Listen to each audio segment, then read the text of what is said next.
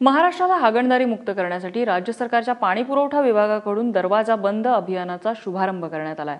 हागणदारी मुक्त तसंच संत गाडगेबाबा ग्रामस्वच्छता अभियानामध्ये जिल्हा स्तरावर प्रथम येणाऱ्या ग्रामपंचायतींना यावेळी पुरस्कार प्रदान करण्यात आले।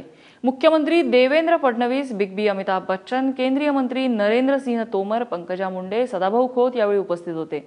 महाराष्ट्राला देशातील पहिलं हागणदारी मुक्त राज्य बनवण्याचा सरकारचा निर्धार असून मार्च 2018 पर्यंत संपूर्ण महाराष्ट्र राज्य हागणदारी मुक्त होईल असा विश्वास मुख्यमंत्र्यांनी यावेळी व्यक्त केला है।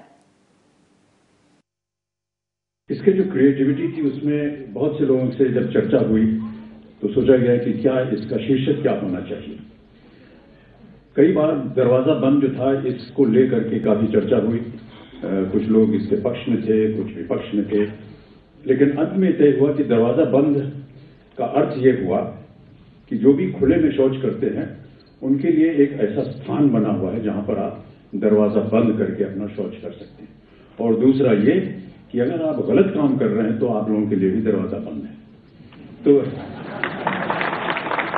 इस तरह से ये एक अभियान बना।